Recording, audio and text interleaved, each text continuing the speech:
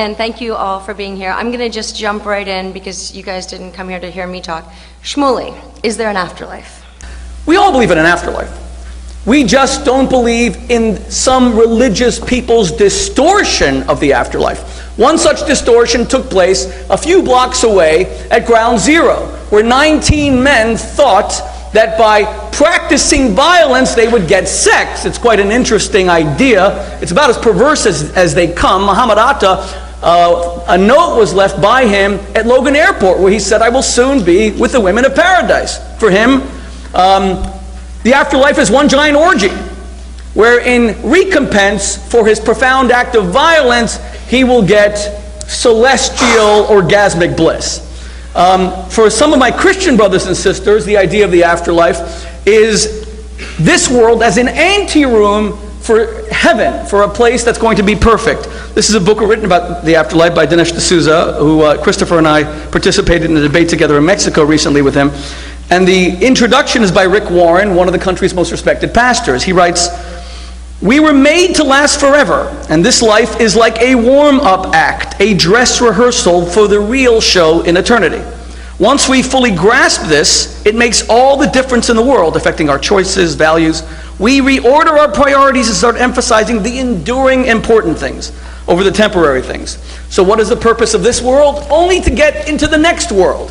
Hence, religion has come under some very serious and accurate criticism that this world is belittled by faith, that what you do here is nothing but a means to an end, that Jesus is the road to salvation, that we try to garner enough virtue in this world and in this life so that we reach a critical mass, and that critical mass allows you to have the pearly gates of heaven open for you. And if you don't reach that critical mass, well, my friend, like an Oompa Loompa and Charlie and the Chocolate Factory, you get sent straight to the netherworld, but it's not made of chocolate. It is a big, giant barbecue.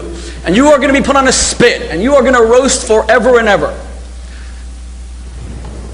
Unfortunately, if you're Jewish and you don't believe in Jesus, even if you lived a virtuous life, at times, some of my Christian brothers and sisters would say, if I lived righteously, gave charity, honored my wife, and inspired my children, I am still going to that barbecue. This is the reason why, more than any other belief, the afterlife has undermined religion. St. Peter's Cathedral, where I had the great honor of meeting the Pope 4 months ago, was built with a belief in indulgences, that you could actually buy your way into the afterlife. Some say we have to have an afterlife, because otherwise, how do we explain all the evil in the world? If there's no afterlife, you mean Hitler can gas 1 million children. He can turn 5 million Jews and 90% of the world's Roma gypsy population into lampshades, ash, and soap, and he can just put a bullet through his brain and he can escape. Saddam Hussein can just go into a noose. Isn't he roasting somewhere? Come on, my friends. This is also an infantile idea. Do you really believe that no matter what they did to Hitler in some hellish afterlife, if he foundered in purgatory for all eternity, if they put needles into him, if they dismembered him, if they disemboweled him and drew and quartered him, that this would somehow make up for what he did to 12 million innocent non-combatants? Absurd to think that, well, at least he's getting his just reward.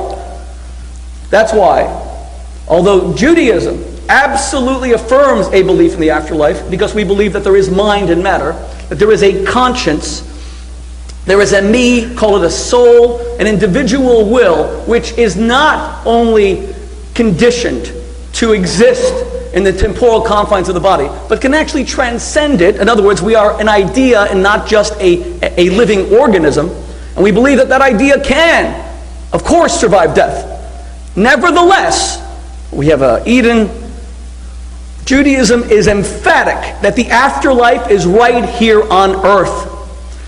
The afterlife as a spiritual abode called heaven should be an afterthought. You don't serve God in order to get some big prize in the hereafter.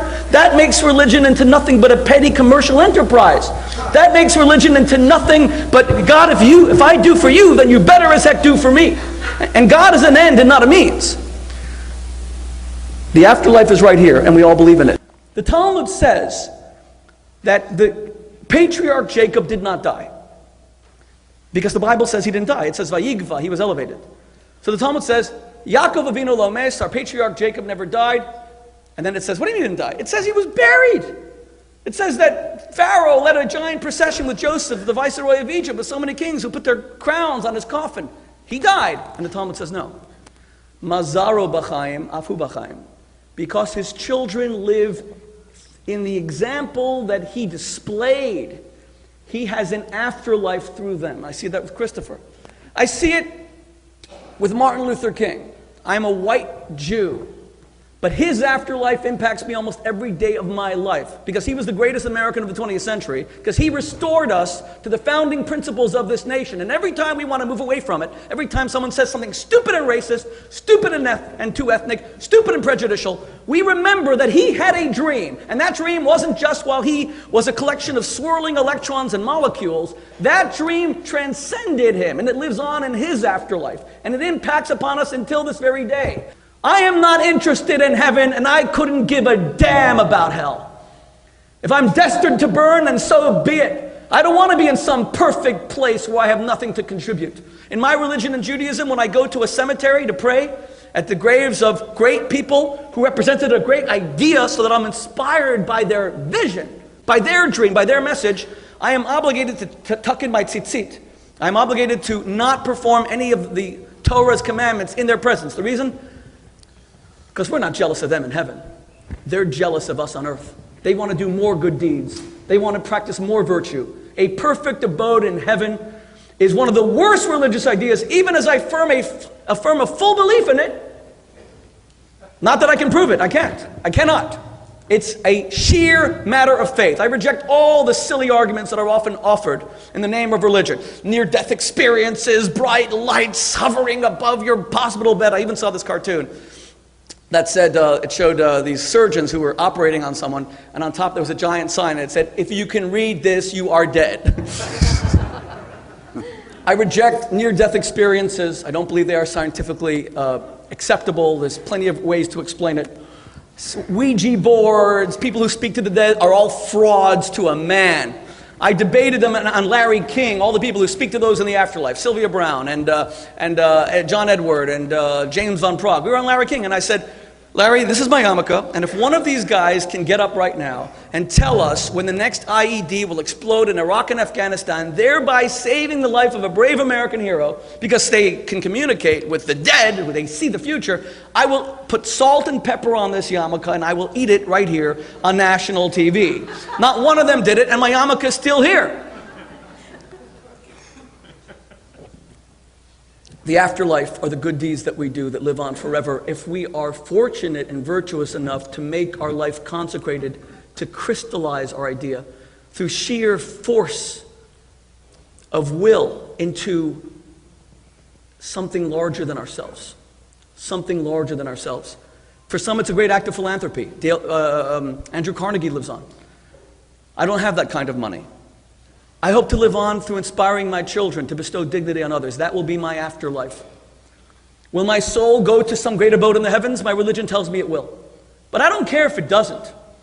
I was inspired when Christopher said he won't change his convictions because he's not going to allow the netherworld to make him believe. Come on, religion's not supposed to be practiced out of fear. If he changed, people said to me, are you going to convert him? It's going to be great. Can you imagine? The world's greatest atheist. You convert him at the Cooper Union, at the Great Hall. And hallelujah, glory be. And I said to them, how pathetic would that be? To discover that a man I've admired and seen as such a formidable opponent was all along a fake and a coward, who as soon as death stared him in the face, he decided, well, come on. Like the famous story with Machiavelli. Machiavelli was on his deathbed, this apocryphal story, they say it's true, but the priest says to him, do you renounce Satan and all his works? And Machiavelli ignores him. Do you renounce Satan and all his works? These are your last moments. Machiavelli opens one eye, turns to the priest, and he says, Father, at this stage of my life, it is not wise to make enemies. Our afterlife, atheist, religious person, agnostic can all agree, is making our life larger than ourselves. To that extent, some of us won't have one, because America has become so narcissistic, so self-centered. Facebook, all of this allows us to tell our friends what we ate for breakfast cereal. But those of us who understand it's not about us, it is something larger than us, and that's something that everybody with faith or lack thereof agrees, that it's not about us, then you will have an incredible afterlife. It might be on a global scale, and it might not be. You might be a hero to thousands, you might be a hero only to your own children. But that's how we live on, by living for a cause larger than ourselves, to which we dedicate ourselves, and which survives us. If we embraced this idea of an afterlife, it wouldn't have to be an afterthought, and it would actually inspire people to see that religion is not born out of weakness, and religion is not born out of a hope that we have some sort of immortality because we can't face death, but religion is born out of a genuine desire to make our lives into a blessing for others. Thank you. Thank you.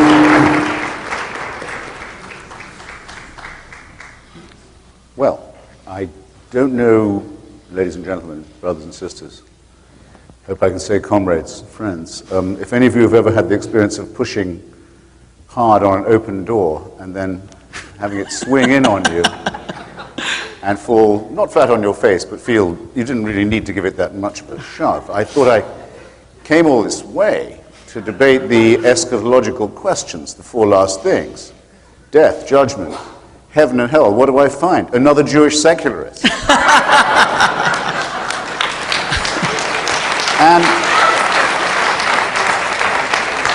And another Jewish secularist in the incredibly target-rich environment of Cooper Union on the Lower East Side of New York. For this, I had to get on the shuttle. I take it, I will not take it as was once said at the tribute of virtue to vice, the compliment that vice pays to virtue, the ideal of hypocrisy in the first place. I take it as the incremental effort of a lot of steady work that some of us have been putting in to dispel illusions in the supernatural. And in a private belief that I've held for a long time, which is that very many of the practitioners of these faiths don't believe it either.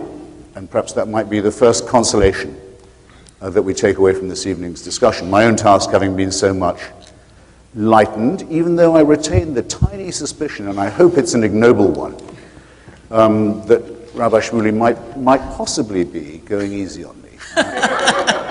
And that would be a great cause of resentment.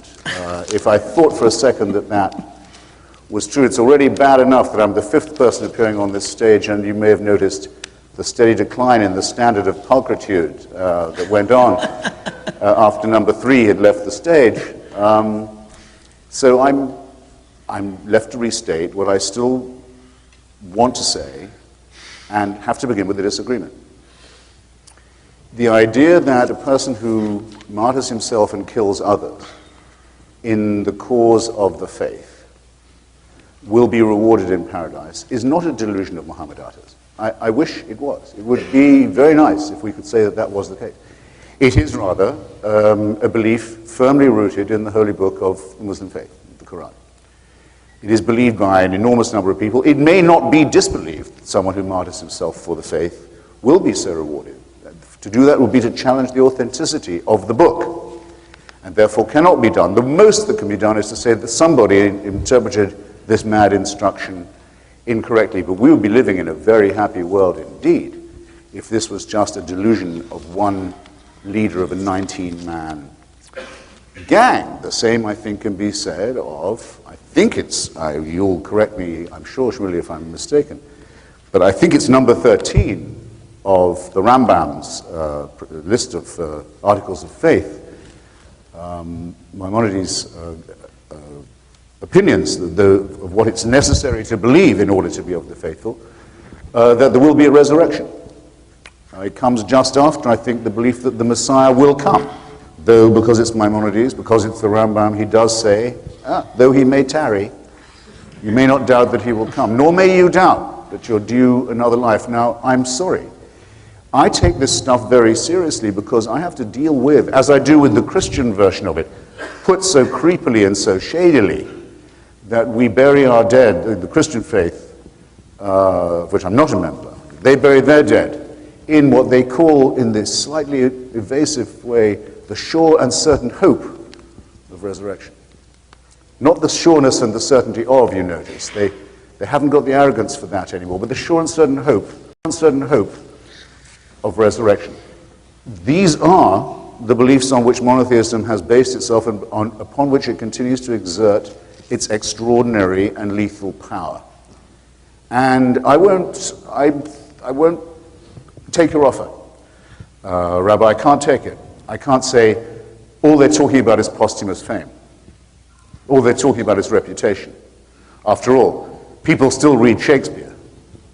Surely that proves that there's an afterlife. No, I'm sorry. It's a confusion of categories. It's not comparing like with like. It's not even non-overlapping magisterial. It's radically discrepant views of what reality is. And if religion would say, we don't promise you anything after death, that would be the end of it. And Shmuley would be talking ethical Judaism, and I would be saying, atheism is compatible with any belief you like.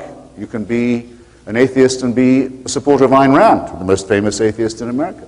You can be an atheist and a nihilist. You can be an atheist and a fascist. All you have to do is say that you reject the supernatural dimension. But that's the most crucial thing. And now the critique of religion that we've evolved over the years in mortal combat with it is this, essentially. First, that it has a very queasy relationship with anything called evidence. That it makes very, very large claims for itself. Perhaps Rabbi Shmuley won't choose this evening to do so, but it claims to talk in terms of redemption, of salvation, and even of eternity. And there's an inverse relationship between what it claims and the amount of evidence that it can muster. And that this is its original, if you like, sin. Second, that it seems to deal in absolutes, that it appears to want us to think of a God who is in some way or another a dictator in this world, and if this one should prove disappointing, I think you used the word dress rehearsal, the term dress rehearsal, a mere ante-room. If you think this is unfair, if you think this is discrepant, if you think this is irrational, why do the evil prosper? Why do the good get trampled underfoot and left behind? Never mind. Once you've squeezed with agony through the keyhole of death, there's another whole world where all that will be put right, where every tear will be dried and every injustice compensated, which, if it was true, would be a terrible exercise in sadomasochism. Why put a bunch of rats into a labyrinth of torture? See how they do, surprise them with new rules, even bigger surprise when you squeeze them through that last gap. Now we have you, and now you're due for a verdict against which there is no appeal. If you don't believe in that as a scheme, you don't believe in God, you don't believe in the biblical promise of redemption and salvation, and you certainly don't believe in the resurrection. So I think Shmuley's word on that is that that's the case, is as good as anyone else's, and I'd say perhaps better than some. But I'm talking also to people who will be tuning into this broadcast later, and I have a captive audience, and so I've got a couple more points to make before I rest the case that you smoothed for me.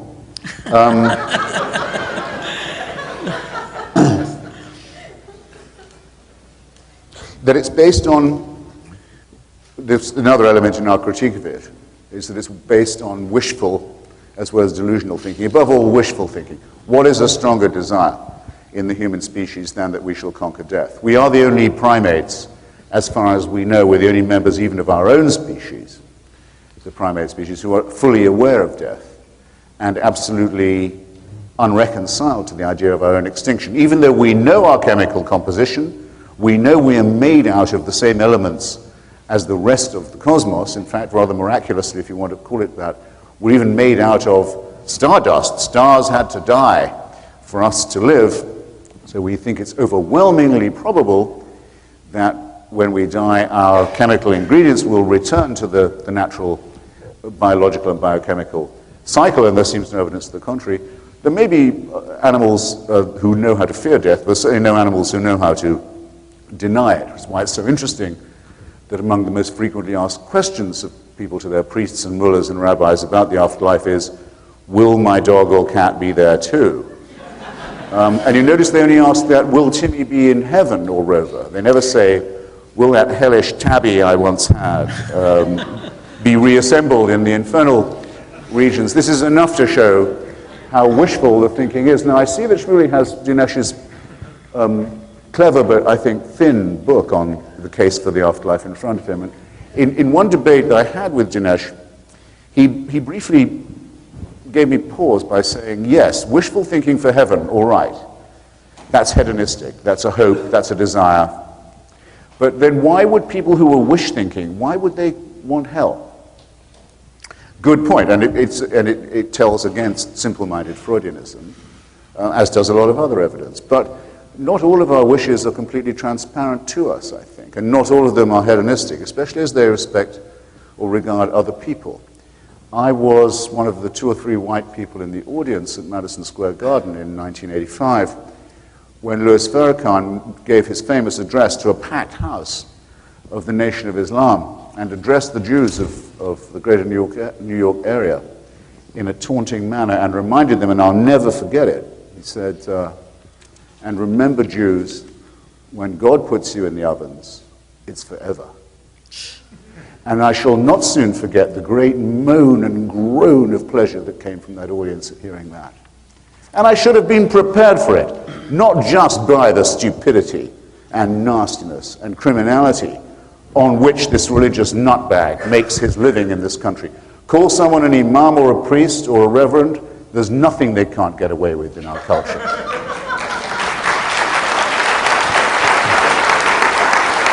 If I could change one thing, it would be that. The second would be when someone gets up and says, I'm a person of faith, that they don't get respect for it. They think that's a respect-producing statement. I am a person of faith. You know, I'm a person who will believe practically anything on no evidence at all. Well, you said it, mister. Respect comes later.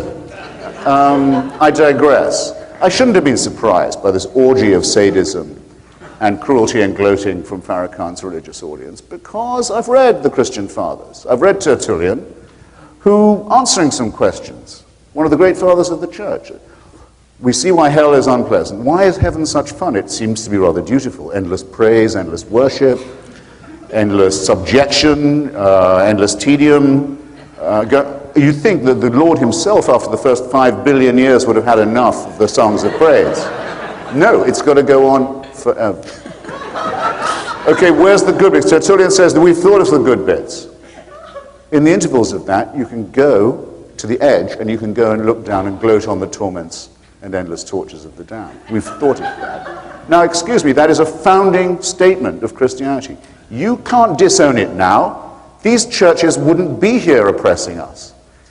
These mosques wouldn't be here incubating madmen and suicide bombers. There wouldn't be mad Jewish settlers on the West Bank thinking if we could only steal other people's land and bring on the Messiah and Armageddon, everything would be all right. There wouldn't be anything of this if it was left to the rabbi, and myself, but it's not. And Joseph Ratzinger, His Holiness the Pope, has just got off the plane in England today to announce that atheists are Nazis. An overdressed little ponce who was himself a member of the Hitler Youth dares to speak this way. He leaves the palace that quite rightly, Shmuley points out, was built on the sale of indulgences. Well, picture the church as if it had not done that. Are you talking about the same formidable multinational force? No, you're not. Have they disowned what they did? No, they haven't. Are there not still chantries all around the world where prayers are paid for and said for the souls of the dead so that there may be remission from sin, measured, by the way, in years and decades? Or, if you've paid a lot of money to a chantry, maybe centuries of remission from sin, as if the Gregorian calendar is used for matters of eternity and infinity. The pathos, the obviousness of this fraud still goes on, and Ratzinger himself is reinstituting the idea that by making donations to the church and regular appearances at its festivals, there may be an element of remission too. And only now is it being discussed that St. Augustine's vile idea that the souls of unbaptized children may not go to hell but go to an indefinite misery of limbo until the second coming may possibly not have been the way, quite the tone of voice in which to speak to parents who'd lost their child. I'm not neutral about this. I don't think those statements are what they clearly are, man-made, silly, pathetic, mediocre, and erroneous. That is a job within the compass of anyone in this room or beyond. No, I go further. It's an evil doctrine. It's a wicked doctrine. It proceeds from people who want, quite wisely and quite shrewdly, real power over real human beings of a really absolutist sort in the only world we've got, which is the here and now. How smart they are to do it, how overdue we are to tell them that we reject this totalitarian interpretation of human life. Well, I'm not going to say why I don't think near-death experiences are impressive now. So you've spared me that, thank you. Though I wish someone would ask about them. And I think, excuse me, I think I've probably trespassed anyway on the allotted period of my time. But what I say is, thanks for coming, and bring it on, and don't make me suspect that you're sparing me. Thank you.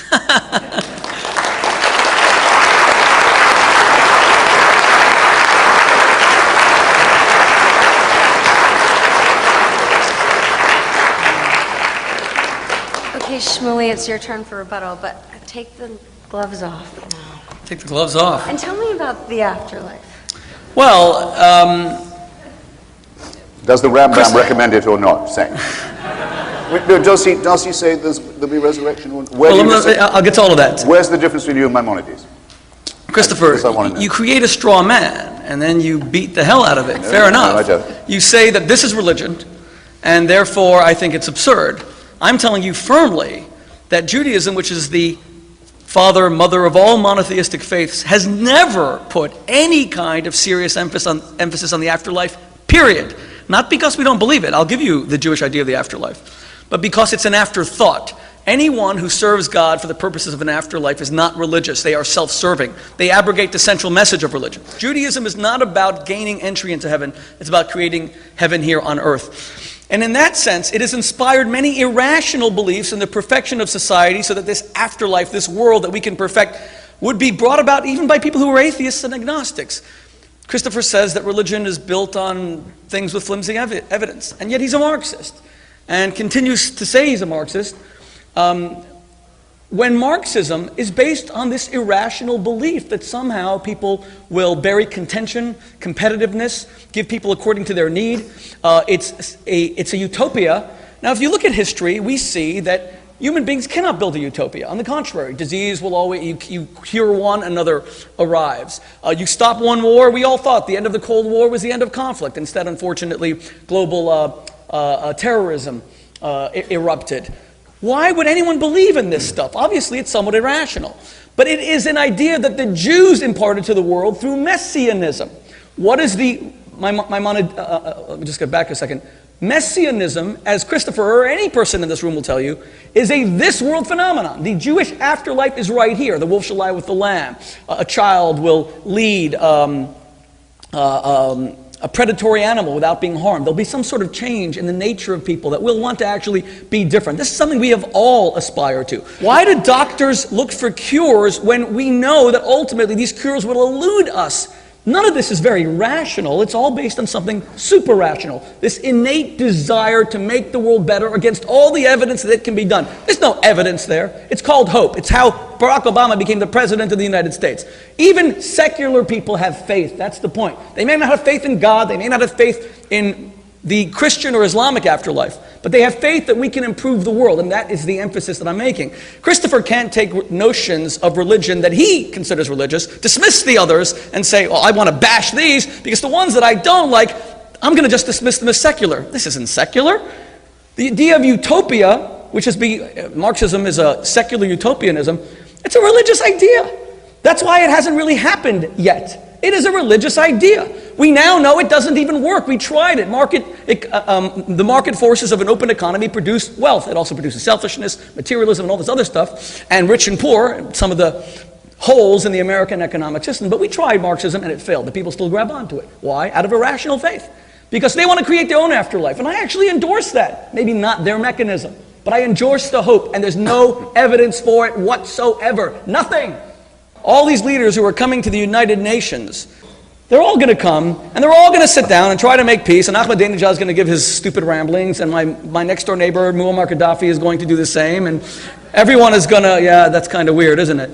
to be the Jewish Forrest Gump. They're all going to talk about peace, and we're all going to believe that we could somehow settle global conflicts through protracted negotiation and diplomacy when we know it's never been done, it probably will never be done, and we do so without any evidence because we believe in the triumph of peace. That is Jewish messianism. The Jews were the first to speak of great men not slaughtering each other with swords, but beating their swords into plowshares. This goes back 2,500 years. So when we take religion, we say it's always about violence, and religion is always about saying that you're not saved. That wasn't the Hebrew prophets. They weren't perfect, and Christopher will be able to bring many examples where the Bible commanded things that are, to me as a man of faith, utterly inexplicable, and it's very painful to try to understand these things. And we've addressed these in other debates, or I've tried my best to address them. But to say that atheism is a panacea for all of this, and it's perfect, come on. It's a different debate, I don't want to go into it. But we all know that secular atheistic utopias killed more people in the 20th century than all the world's religions combined. Okay, Mao killed 30 million, Mao killed probably 40 to 50 million, Stalin about 30 million, Hitler 12 million, Pol Pot 3.5 million. 46 million. Excuse me, I could go on. Now Christopher says in his book, yes, but it wasn't done in the name of atheism. That doesn't make a difference, because Hitler sort of thought that he could say who should live and who should die, quite literally. They would sit there with a finger and they would point. And a religious person would say that should be reserved to God. Are there those who abuse religion? Of course! What I've learned from my debates with Christopher is this. Believe it or not, and I will say something that I know is on the record, and I am not a Jewish secularist. I am a profoundly and proudly Orthodox Jew who prays 3 times a day, eats kosher food, will fast on Yom Kippur.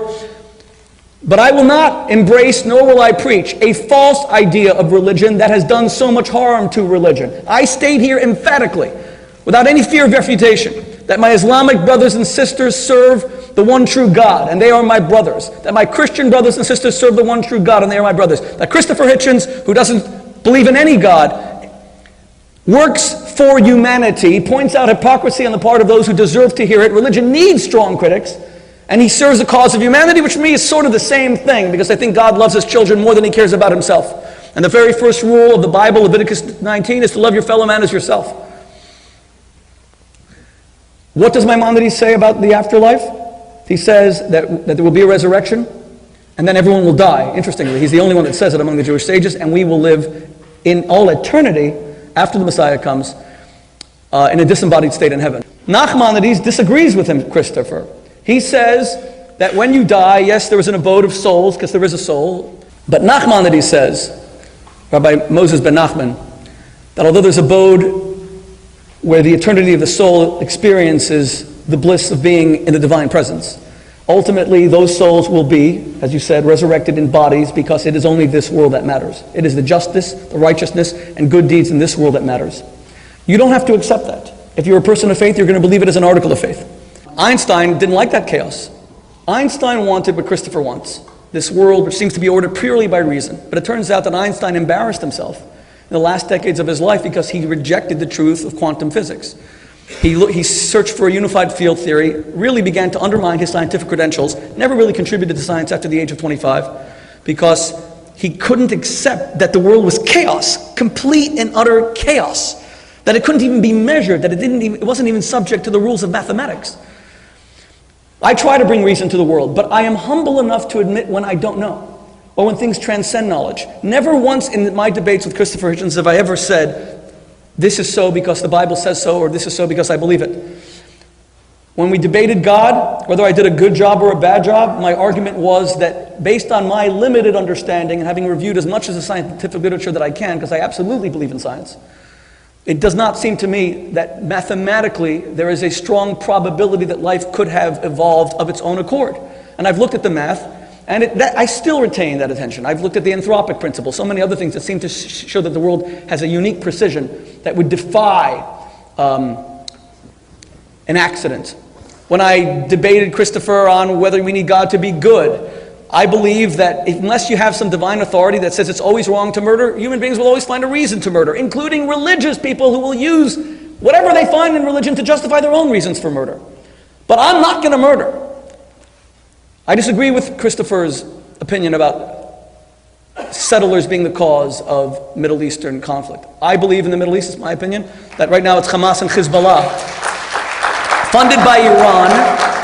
And I know many settlers, but let me tell you, many settlers, and the vast majority of settlers that I know are people who just want to live in peace. And yes, they believe not just in the divine nature of the land, although there are those who absolutely believe in that, but mostly they believe that they've tried peace, it hasn't worked, so now Israel has to hunker down and just control strategic points. Many of them are there for that reason. Many of them are secular, by the way. But let me just tell you, when Baruch Goldstein killed 29 Arabs on Purim Day, the happiest, most celebratory day of the Jewish calendar, my house was firebombed that night. It was a Spanish au pair that saved my children's lives. I said that day that Baruch Goldstein, some Jews, a tiny minority, excused what he did. They said, the guy snapped. You know, he was treating so many of his friends who were stabbed to death. You can't blame him. He used to treat Arabs too, and he did. But he snapped. And the others said, no, he actually had intelligence that the Arabs of Hebron were going to attack the settlements, so he preempted their murder by striking a blow, the doctrine of preemption.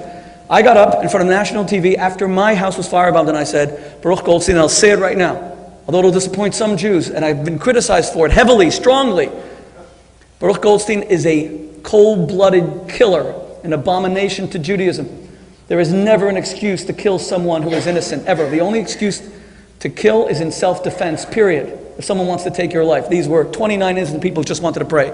I say that on what? Based on the religious authority of God saying, do not kill. And when my Palestinian brothers and sisters turn to me and say, but come on, Shmuley, we have to do suicide bombings because we don't have helicopter gunships. We have to strike back because there's all these Israeli checkpoints. Okay, I hear you. But let me just tell you, your religion also says do not murder. Ever. Even when you have checkpoints. The Jews were subjected to, let me use the classic British understatement, the Jews had a rough time in Nazi Germany. But they never blew up nurseries. They didn't resort to blowing up buses. They never used that as an excuse to punish innocent children. And I say that to my Arab brothers and sisters, based on the religious authority that you cannot kill. Religion does have an application, but I got to tell you, so does atheism. I wrote an article about Christopher's illness. I told the story of Rabbi Zusha of Anapoli that he told his students, one of the greatest Hasidic masters, he said, atheism is necessary for faith. And they were about to tear their clothing. They heard blasphemy. Atheism is necessary for faith? He said to them, every time you see someone who's hungry, someone who's naked, who needs clothing, your first reaction as a religious person is, there's a God, he'll provide. You're supposed to doubt it sometimes. What if there is no God?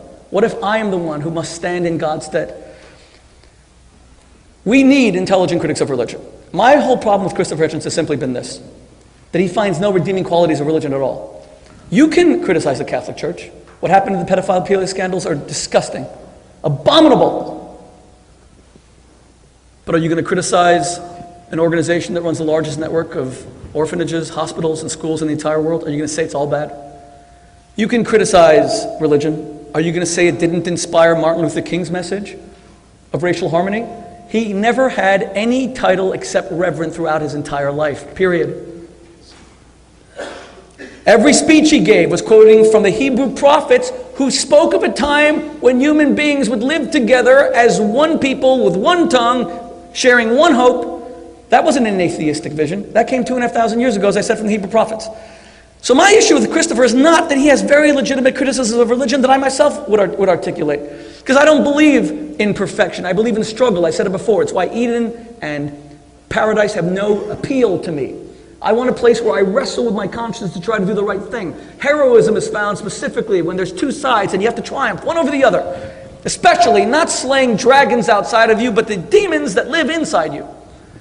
But to say it's all bad is like coming along and saying that all atheists are terrible and they only poison. And that was said by religion for thousands of years, that kind of religious hypocrisy. So no, I am not a secularist at all. And yes, I absolutely affirm a belief, and I have no evidence, and I say it openly because I'm not a liar. There's no evidence. Even Dinesh D'Souza's argument, which is interesting, he said it in our debate in Puebla, that physicists now admit that 95% of the universe is dark matter. We don't even know what it is. Maybe that's heaven. Well, maybe it is, but that's still not evidence. Some people say when you believe, many scientists who are atheists believe in extraterrestrial life. Why do they believe in it? Christopher said that science is about hard evidence. We don't have a scintilla of evidence that there's any life on other planets. Nothing, zero. And yet we spend billions with radio satellites and probes looking for this thing, and there isn't a scintilla of evidence. You may as well look for heaven. It's the same thing. In fact, more people probably believe in heaven. But again, I accept his argument about evidence. I believe in an afterlife, the way the religion describes it. I believe in paradise. I believe in all those things because I'm religious, and it's the foundation of my life, these beliefs. And yes, they don't always lend themselves, and they're easily ridiculed, I agree. But there are many things in life that do not lend themselves to evidence. But what I'm saying is, none of this is ever emphasized in my faith. None of it. Jews almost never discuss the afterlife. This world, feeding the hungry, clothing the naked, giving hope to the hopeless. That's why Judaism is such a this world grounded religion. We actually say that this world is the one that matters. There's nothing secular about it. So your vision of religion is not the one that I buy into. But thank you very much. Sorry I went on. I think that having, so to speak, invented the toxin of monotheism, it's a wonderful thing that Jews have been the greatest contributors to undoing it.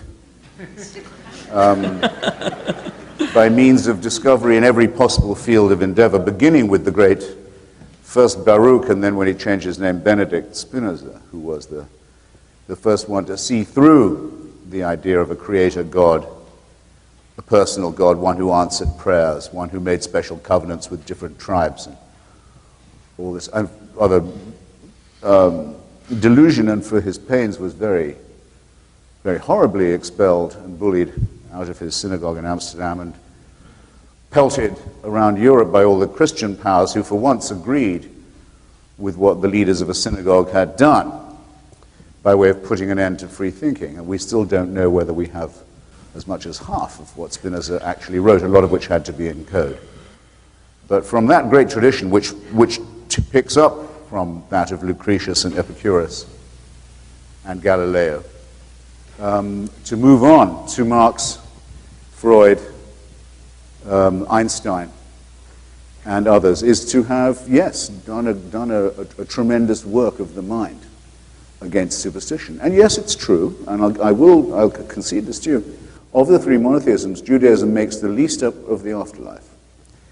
I mean, there are two words for hell that we have, Sheol and Gehenna, I think, are at least two, that are Jewish religious words, but there's a great deal of argument about what you need to do to get there, and whether you're in the same chemical composition as you were when you were who you said you were. And yes, I'll give you this too. Jews in some way look forward, I would not say it's completely in the material world, they look forward to supernatural events in the material world, such as the little child leading the predator, or in some versions the lion lying down with the lamb.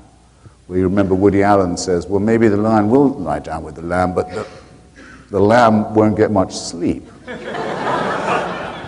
In other words, it's still expecting supernatural results in the natural world, which to me qualifies as religious. Of course, there could be an afterlife and no God. That's quite possible. There could be a devil and no God while we're inventing supernatural entities. There could be a hell and no heaven. That's all quite possible. There could be a God and none of these. They're all contingent. Why? Because they're all so obviously man-made. Now, in that, I don't see, granted this, what is meaningful in the statement that one is religious anymore. To say a couple of words, mildly, in defense of the Marxist conception of history, at least, well, it grounds itself on the idea that there is no supernatural dimension, that the material world is sufficient explanation for people's motives. And as Marx writes very brilliantly in his critique of Hegel's philosophy of right,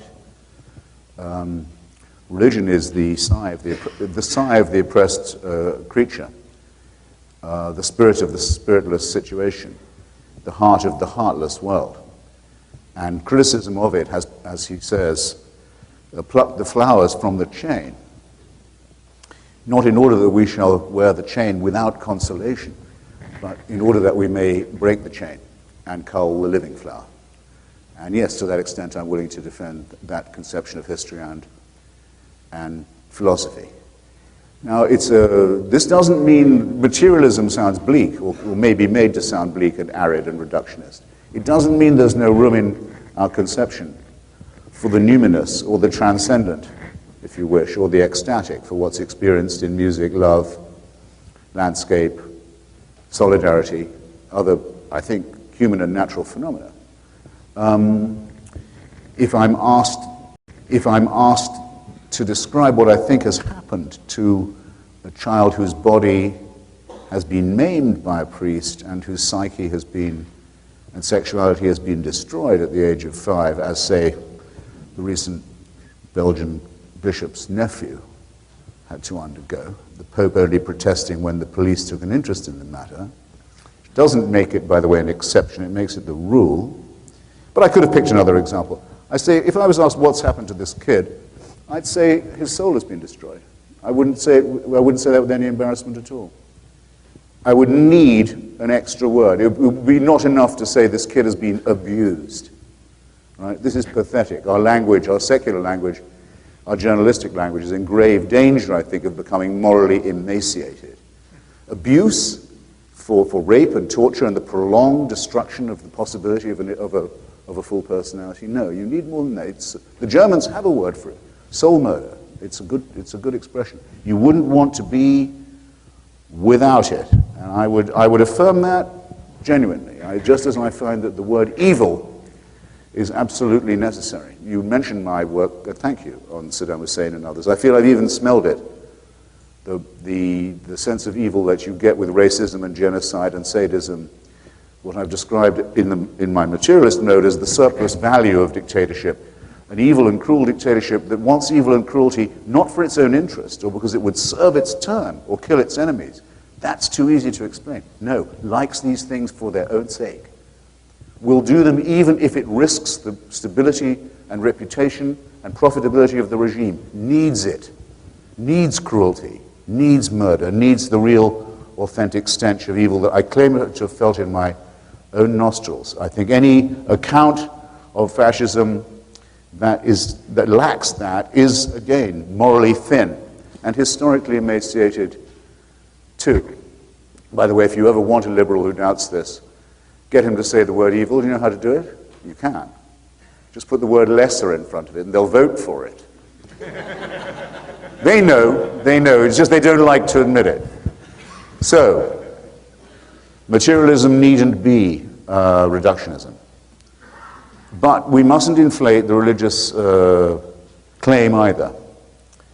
Let's take 3. I'll just take 3, and then I think we ought to turn it over, of Shmuley's critiques. I'll start with Dr. King. Actually, he had a better title in front of his name than Reverend, which was Doctor, but never mind, that's a quibble. When he cited the Hebrew prophets, which he did all the time, because there was really only one way of getting an audience in the South without being immediately killed, and that was to claim that you were speaking in the name of the Christian God of the slavers, who'd invented the problem in the first place, so you better know your testament, boy. That's the only licensed form of criticism there was in the epoch of racist dictatorship. And he knew the books, sure he knew the books, and my friend Taylor Branch in his wonderful biography of him gives the books their, if you like, the volumes their right names, The Pillar of Fire, The Parting of the Waters. Yes, he knew the Exodus story. Aren't we glad he didn't mean it? He would have been saying his tribe was entitled to kill anyone else who got in their way. The Amalekites, the Midianites, away with them. Kill them, kill their children, take their women, steal their land. You have God on your side and justice too. Aren't we really glad that Dr. King, who studied Hegel at university and did his real work on secular studies, aren't we glad that he knew this stuff was metaphorical at best and toxic even then? And even then he's in a joust with the people who say the slogan of the Confederacy, Deo Vindice, God is on our side. That's the first thing. The second thing is this. We lose something from our history. And I will say this on the platform, the podium of the great Abraham Lincoln. It's a good place to say it. A man who was an absolutely determined non-believer and satirist and ridiculer of religion, and the first to point out that both sides in this terrible oncoming war claimed that God favored them. Who now remembers, look what we've lost in our culture and our discussion of the struggle against racism. Who in school, I ask you who are parents, who in school is taught the name of Bayard Rustin, the great American socialist and social democrat and originator and organizer of the March on Washington? And original gay activist and persecuted and framed by the FBI for that too. Forgotten. Who knows the name of A. Philip Randolph, the great organizer of black American labor, a wonderful trade unionist and politician who organized a March on Washington for equal rights when Franklin Roosevelt was president, long before Dr. King had even been born. Obliterated from our story and our culture because we don't have Reverend in front of the name. And if you want to pose as ethical, do like Sharpton does, get called the Reverend now. Then there's nothing you can't do or say. No pose you may not strike. This is not encouraging. Now, last, and I think dolorously, but inevitably, because it never doesn't come up, I'm not a member of a faction that goes out and shoots people and burns their churches and burns their books if I feel offended. I hope that's clear. If it isn't clear, I feel I'd better give you the reassurance now. You can say what you like about Marx and Darwin and Einstein and burn their books. You know, I won't care, and I won't come burn your church or your house. And I don't get appeased by the Joint Chiefs of Staff or the head of Central Intelligence or the President either, as if I might. But I don't want that kind of respect, thanks. Only the religious and the faithful seem entitled to demand that. But I do mind being insulted all the same. I have a certain residue of self-respect, which, though it won't survive me, means a little to me now. And religious people are often unaware of it. They'll say things fantastically rude on first meeting, like, oh, you don't believe in God? Where do you get your ideas of right and wrong from then? What? The Pope says at the intaking of the capital city of the Albigensians, a Christian heresy, Simon de Montfort, as general, said, you want me to kill them all? How will I know who's an Albigensian? He said, kill them all. God will know his own. The Hamas people interviewed in Gaza recently by the Palestinian correspondent, very brave woman at the New York Times, said, what do you mean you're shooting people in the hospital? Says to this humanoid. Says, we're doing them a favor. If they're good Muslims, they'll already be in paradise. These people want to know how I get my ideas of morality without a belief in the totalitarian power of the supernatural. I object. I don't like being talked to in that tone of voice. And I hold it down. And then I get told that atheism is Nazism. The Pope does it today, getting off the fucking plane in Edinburgh to talk to the Queen. And Shmuley doesn't exactly not say it. Now, on this, because of the totalitarians of the 20th century, Adolf Hitler is the only one he mentioned more than twice. Because I can't do them all, though, believe me, I will if you press me. I'll just take the Führer. My former colleagues and ancestors at the New School produced a very comprehensive edition of Mein Kampf, the hard book to get. They wanted everyone to read it, and I have several copies of the edition they brought out in 1940. Just slightly too late, actually, in the hope of warning people.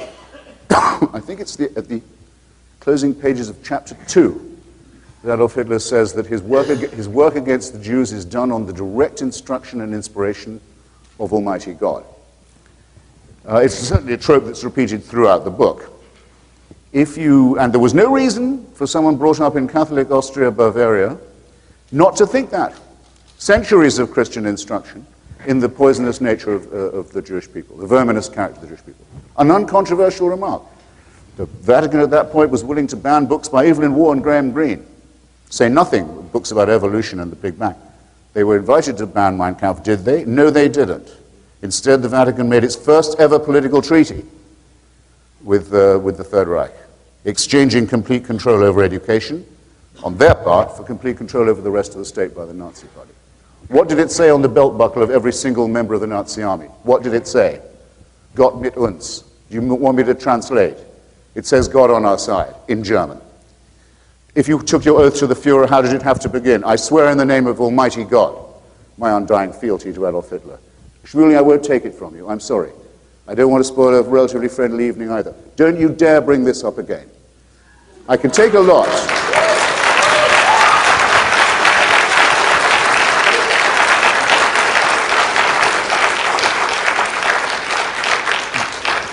Read any history of fascism in the 20th century and take out the word fascist from any history that's remotely objective, including much written by Christian historians, and just put in, instead of the word fascist, extreme Catholic. You don't need to change another word. To say this was secular is just getting history completely wrong. To say it's atheist is a deliberate, conscious insult, and I won't have it. So, now you know how rude I can be.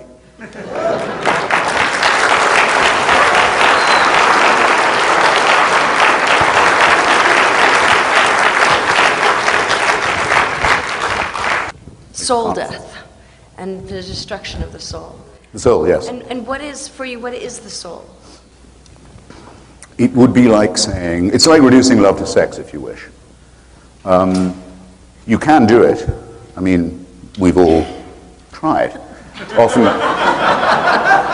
after being, shall we say, disappointed in love, I say, why did she, if it was a she,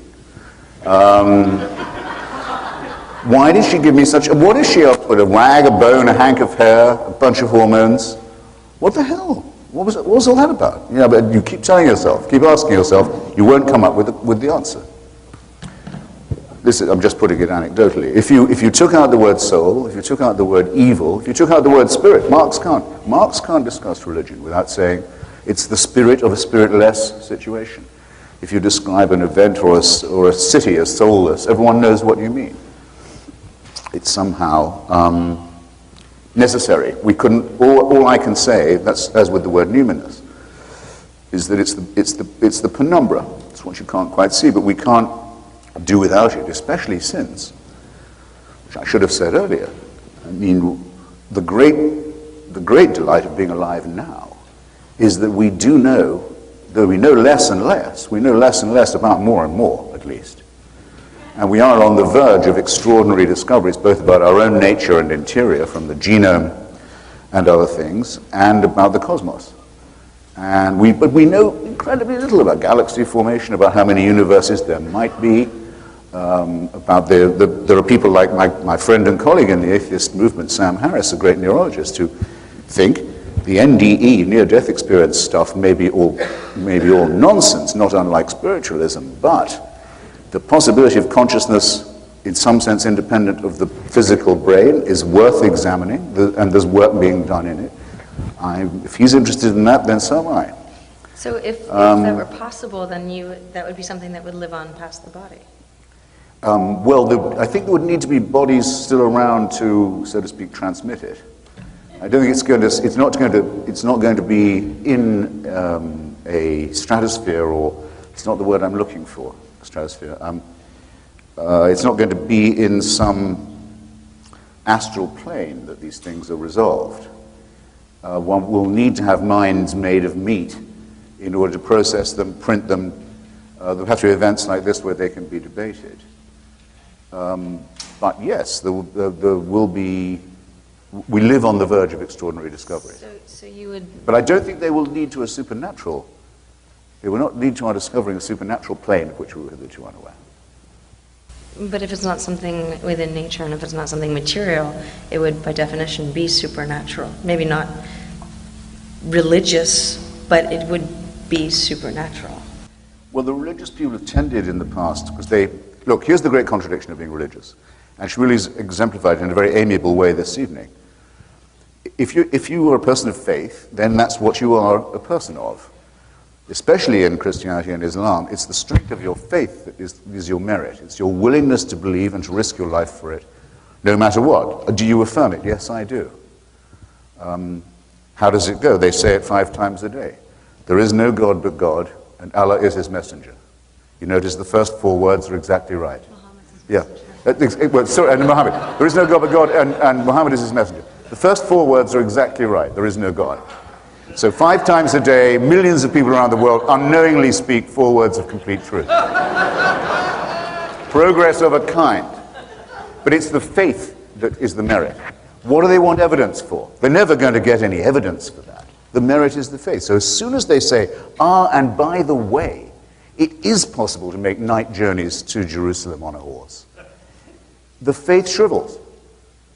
It shrivels. And Christianity has given itself away repeatedly on this. It now says, we didn't used to think there was a Big Bang, but now we realize there was one. Reads a lot like Genesis when you read it backwards.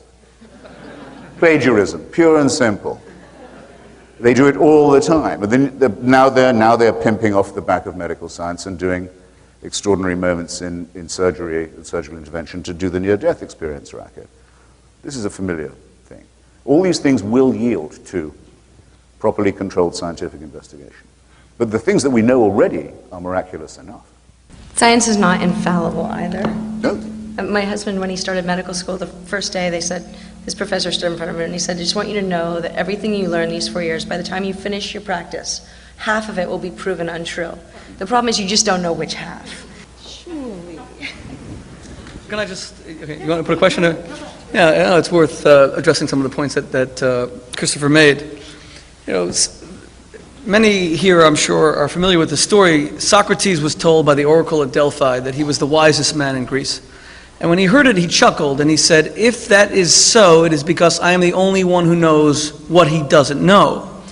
And I think there used to be a certain humility to scientific investigation where theories were postulated to explain evidence, to explain facts. That is the scientific method, and we all know that it works. It works in medicine, it works with your iPhone, it works with all your appliances, and there's great truth to science. There's an arrogance that's developing in science that I think should be a little bit worrisome.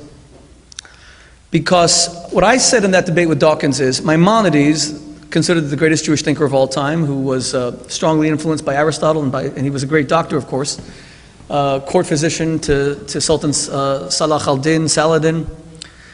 He said, Kabbalah emes mimisha omru, you must embrace the truth regardless of its source. And Judaism, I can't speak for other religions, but Judaism is a religion based on this search for truth. Now, Lisa just said that science does change its theories, and sometimes with great frequency. When Maimonides was alive, the most important scientific theory of the time was the Aristotelian theory of the eternity of matter. It sort of survived into modern science in the solid state theory. There was no belief that matter actually came into existence. And because of that, many Jews of the time wanted to reinterpret the book of Genesis to accommodate this eternity of matter. Maimonides said, I would do it if the facts could be proven by some infallible means to be true, but I believe the theory is flawed, and he subjected it to a scientific refutation in his great philosophical treatise, written 900 years ago, The Guide to the Perplexed. Of course, later, and now Christopher is saying that religion is plagiarizing science, we came up with the Big Bang Theory after the solid state theory, where all of existence, the entire universe, came into existence in an instant. Now, is that the story of Genesis? I don't know. There are similarities. It's impressive that there are some similarities. I'm sure there are many discrepancies as well. But to say that we plagiarized it, come on. The entire ancient world believed in the eternity of matter. Other religions advocated the 7 days and 7 nights of Krishna, that life was cyclical. Even, that famous book, The Gifts of the Jews, points out that the one thing that the Jews definitely gave the world that could not have been plagiarized because it was so original was the idea of linear history, as opposed to cyclical history. And of course, our calendar now is based entirely on linear history. There are many gifts of religion. To deny them all, I think, is to deny the facts. Cardinal Walter Casper was very controversial today. I haven't even seen the whole story, but he said, he's in charge of the Catholic Church's interfaith relations. He said that Britain was a third world country. He should not offend other nations, and he was rightly left off the Pope's trip as a result. But I had a meeting with Cardinal Casper about 4 months ago at the Vatican. He seemed to me a man of humility and a man of openness, very soft-spoken. Wonder how he got to be a cardinal. I'm sorry? I wonder how he got to be a cardinal with all those qualities.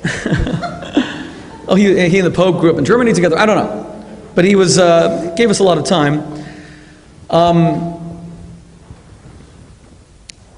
But he said that Britain is beginning to show evidence of a certain virulent kind of atheism. It's funny because I had a front row seat to this development. I started doing, and in my arrogance I might even legitimately claim, to be one of the sources of origin for this modern sequence of publishing events about great books on atheism, and I'll tell you why. because Richard Dawkins, and he will verify this story, was known to sort of not believe in God. He wasn't very outspoken against religion. And I asked him to do a debate on science versus religion. And we did this massive debate, and then we started doing them every single year. I think we had 6 in total. I moderated 4 or 5, participated in 2. The dialogue was very friendly back then. It was very respectful. It didn't mean that Dawkins believed anything about religion. He didn't. But he didn't think that religious people were bad people. And he didn't think that religion had nothing to contribute. That's what we're hearing now, that it has nothing to contribute. And that everything, as Christopher just said, is going to one day be open to scientific rational investigation. Really? Does anyone here really believe that? Do you think we will ever truly understand the infinity of the cosmos? We might. But right now there's no reason to believe we ever will. It's too vast. Humans are mortal. And that's an act of faith. That is an act of pure faith.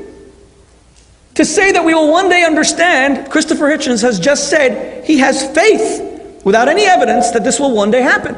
On the contrary, the more we discover is the infinitesimal nature of man, and science is actually showing us that. And there's so many mysteries, and they may one day unravel and reveal our secrets to the human mind. They may not. Anyone here who is absolutely atheistic, agnostic, is certain there is no God. You still have many beliefs. You probably believe that the world is going to get better. Why are we all so upset that America is declining? 64% of people in the CBS poll just said that America is in serious decline. Why are you upset? Historical inevitability predicted this. It is inevitable. America will fall, period. You can elect the best president. You can have the best Congress. You can root out all political corruption, but history shows, as Oxford's greatest historian, who unfortunately was a little bit anti-Semitic, Arnold Toynbee, in the study of history, America will fall, as every civilization beforehand. So why are we doing all this? Why do we think it's not true, it's not inevitable? And there's no evidence to support any belief that it won't. None. All the evidence says we are doomed. It's happened before. It's called cyclical history, and there's no way out. No matter how much you want to identify, read all of Gibbon about how Rome fell, it's still inevitable because human beings are corrupt. And yet we still believe that we can perfect. That's a belief. No evidence whatsoever. In that sense, I think that, and let me conclude by saying, in that sense, I think that the religious ideas of linear history, our ability to make tomorrow better than today and give our children better lives than we ourselves had, that is a religious belief, and it doesn't make a difference if you don't believe in God, because again, it's unsupported by fact. If we were to take a scientific determinist view of life, it's quite gloomy and it's quite dark. The reason why I respect Christopher Hitchens, amidst some of our very serious disagreements, and let me conclude by saying, based on everything that I just said, is that he's different to all the other atheists. Honestly, I've discovered this in debating them. You see, he has a genuine love for humanity. Richard Dawkins will go up and say, I'm going to arrest the Pope because the Pope allowed the molesting of children, or as Christopher would call it, raping of children. I think you've used that in many of your essays. Rape and torture. Rape and torture. Okay, fair enough. Richard Dawkins suddenly loves children. He even wrote in his book that that religious parents, I think, should be prosecuted or not prosecuted. They should be stopped from giving their children religious education, etc. He suddenly cares about kids. Really? What's he done for kids? You mean only when the Pope comes to Britain he remembers there's kids? But in other words, he doesn't love children, in my opinion. He probably just hates religion. But Christopher Hitchens is very different. He has shown throughout his life an absolute dedication to the human family. He has been one of the most eloquent voices for human rights that there is. That's why I honor him, because at the end of the day, I don't care what a person believes, I care what they do. And in this sense, this is a great debate, but it doesn't really matter, because action is everything. Is Barack Obama Muslim? He says he's a Christian, I believe him. But what if he were? Who cares? I don't care if he believes in the Starship Enterprise and speaks Klingon. As long as he's a good president, if he has values that I can respect, if he stopped the genocide in the Sudan, if he spoke out strongly against a woman who may be stoned to death in Iran, I don't care if he believes in the rafters of the ceiling. What does that bother me? I care what people do. In that sense, I don't care what Christopher Hitchens believes or doesn't believe. He's a champion of human rights, and we need more of them. The essays of his that I've read,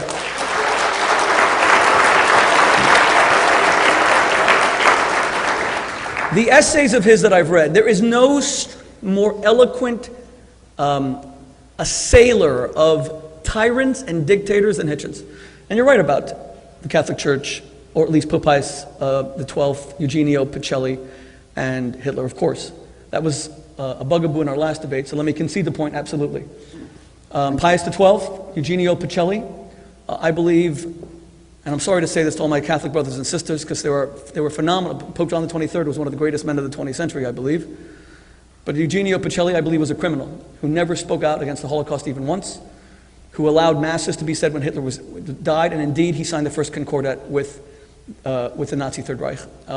But his predecessor, Pope Pius XI, gave an encyclical against Hitler in 1937 that was read through all the churches. I think it was called Mit Brenner, I don't speak German, someone help me, Mit Brenner Storge, with burning...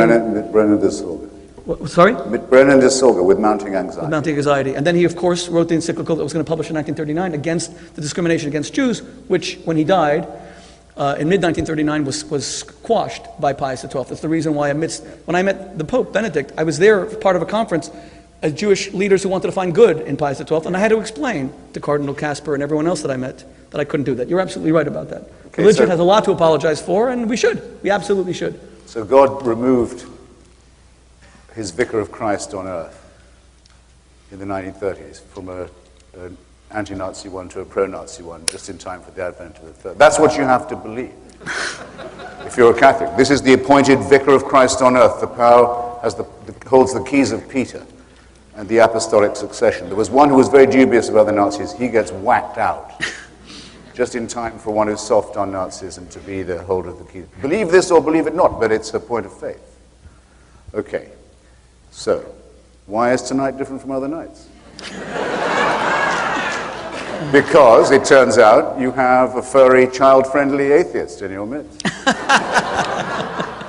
On behalf of the Board of Trustees of This World, the Values Network, I would like to offer our sincere appreciation to visiting adjunct professor Christopher Hitchens and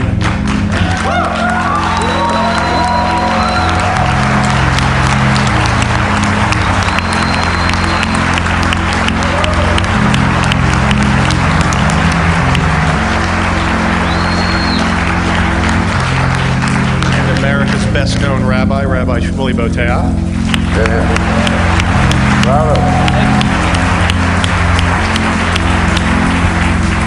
and our most courageous moderator, Lisa Oz, for treating us to a fascinating and intriguing dialogue this evening. Also, we want to thank all... Thank you. Thank you. Thank you. I'm delighted to be here, and please forgive me. I may need to run in the midst of your answers to pick up a child, if you know. But I'll move quickly. It's actually one for each of you. Christopher, it seems to me that these positions are somewhat dated, or the positioning is somewhat dated, in the sense that many Americans, in particular, tend to pick and choose from different faith traditions, or really have not much patience with religious orthodoxy, but pick and choose from different traditions to create an amalgam of a spiritual life. And do you have an objection to a life spent in good works, in which someone may be inspired by aspects of Hinduism or Buddhism or Judaism without holding any fealty to religious faith, if their felt perception is that a spiritual reality motivates them?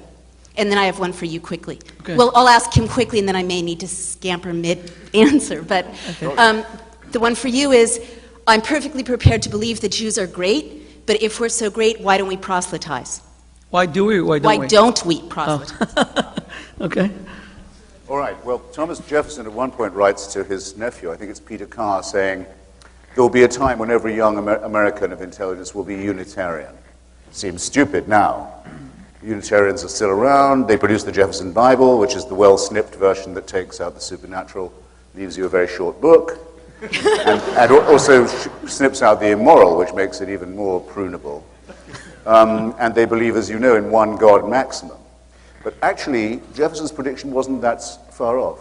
Among students I know, and from the impression I get of the middle-class press and media, the general tendency is to a kind of cafeteria a la carte religion, selected from some kinds of Eastern cults sometimes, from a few of the tenderer bits of the Beatitudes, from some of Maimonides perhaps, and assembled in a pain-free way that would fit at the Society for Ethical Culture or other places where they don't sing about it. And anodyne as this is, and rather tedious, it doesn't, like holy water, if it doesn't do you any good, it still doesn't do you all that much harm. And it meets my test, really, which is this. Though I do, in fact, know a bit about religion and other people's religions, I sort of have forced myself to find out now what it's been forced upon me. My test is this. I don't want to have to know what your religion is. I live in the United States of America. You can have any religion you want as long as you can keep it to yourself. But the moment I have to hear about it, or you want it taught in my school to my kids, or produced in the public square with taxpayers' money, or you object to anyone criticizing it, especially if you back that even with the hint of a tiny threat of violence, you have made in me a mortal enemy. And I'll keep my part of that pact if you will keep yours.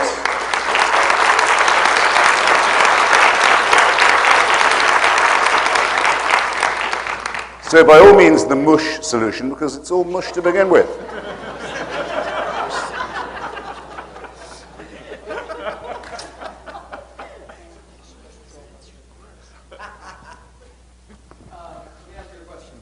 I will briefly address just something that Christopher just said. Christopher seems to be saying that religion is harmful at worst and usually, and at best as long as it's stripped of any kind of passion, then it should be allowed. One of the greatest living historians, who's British, and I assume Christopher knows him, is the historian Paul Johnson. And he wrote History of the American People. His argument throughout the book, and he's one of the most readable historians, and I got to know him when I was in England, is that America's prosperity actually has to do with its religious zeal. That America, it was not by accident that this nation that was born 230 years ago rose to become the world's greatest power. Not in modern times, but of all time. The Roman Empire at its height did not field legions in 162 nations, or have I'm not going to go into how they calculate this, but based on ancient times, modern times, our GDP by far would outdo the Roman Empire, were brought to modern times. He says it was because of its religious zeal. He points out something interesting. He even says, look at the marketing of Coca-Cola. It's the real thing. Words like manifest destiny. The argument can be made that because America is a very religious country, in God we trust, and all these things that surround us, one nation under God, that it had this belief in itself, because belief was central to the fabric of the nation. And by and large, America was never guilty of religious wars, of going and slaughtering people in the name of the Christian God, which is predominant here in the United States. On the contrary, there were 80 million born-again Christians in America. And they were largely the political base of George Bush. And they supported wars to remove tyrants, when many people who were not people of faith did not support those wars, by and large. And you might say till today, I think the war in Iraq was a big mistake. But remember, this was a war to remove a killer, and we didn't fight it well, and we made a lot of mistakes, and too many people died, and too much money was wasted. But we removed this killer. America's not into religious wars. We didn't then say, okay, Iraq's going to be a Christian nation. We're going to have bases there. Let's stop saying that if you have religious zeal and passion, you're going to shove it down people's throats. It's a lie. It's an absolute lie. Not only is it a lie, but it's character assassination, because Christopher started this debate by saying that science is based on facts. Now, I want to see the facts about religious people in America who are violent. Just a second.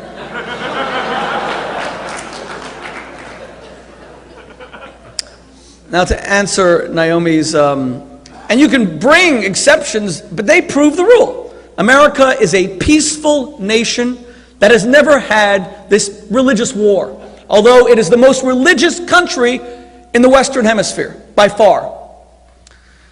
Naomi's question briefly, and she's gone, so Avram, you'll please give her my answer, okay? Why don't we proselytize? You know, this is interesting. I think that one of the things that Christopher Hitchens and other atheists share with religious fundamentalists is a belief in uniformity over true diversity. In other words, Christopher cannot accept that anyone should be religious. It's subtitle of his book, How Religion Poisons Everything. Richard Dawkins, as I said, actually believes that religious parents ought to be, he wrote either they should be prosecuted or should be denied teaching their children religion. You shouldn't even have freedom of choice in America how you educate your kids. Come on, if that's not an extreme position. Okay, you can clap. You can clap if you believe that we ought to imprison parents for raising their kids the way they want to. You can live in that frickin' world. But let me tell you, I will fight and die before I live in a country that either forces religion on people or forces them not to have religion, okay? And I find it astonishing that people would clap when someone says that religious parents should be prosecuted for teaching their kids religion. So be it. It just proves my point. The new fundamentalists are often the atheists. They are the ones who are intolerant. The reason why Judaism does not proselytize is because we do not believe in uniformity. We believe that the world is enriched by difference. We don't believe we're right, and you have to be like us to be right. I never told Christopher Hitchens once tonight that he should be a man of faith, or that he's facing God, as we all are. And to use your words on my radio show, you said that you were you mentioned to Charlie Rose that you were dying, and you said, well, just more rapidly than others. And I hope that it's, God willing, not as rapidly. I hope that you have long life. In fact, I'm going to end this debate with a little gesture to show how important that is to me. But Christopher, when you come along and you say that everyone should be like you because you're certain that everyone is wrong, that's uniformity. Everyone should be like this. I think a world that is all masculine is insufferable. If it's all feminine, it's insufferable. I actually believe in diversity and difference. There are going to be people who believe, people who don't believe. Religion for so many centuries made the mistake of saying, no, if you don't believe, we're going to burn you at the stake because we're right. And now atheists are telling us, if you actually believe in something, you are a stupid, uneducated, primitive, backwoods Neanderthal. And we're the smart ones. Come on, if that isn't condescending, then what is? We can live in that world where we just insult each other, abuse each other, put each other down. We can only find the bad in each other. It's been done. I won't do it. If I lose the debate, I won't do it. If I'm never invited to speak again, I won't do it. I will not betray myself to be popular. I won't do it. I have beliefs, and my belief is that we have something to learn from each other. I believe it to the core of my being, and that's why Jews don't proselytize. Well, I don't know if I can come up to Shmuley's matchless courage in maintaining that there should be two sexes and two genders.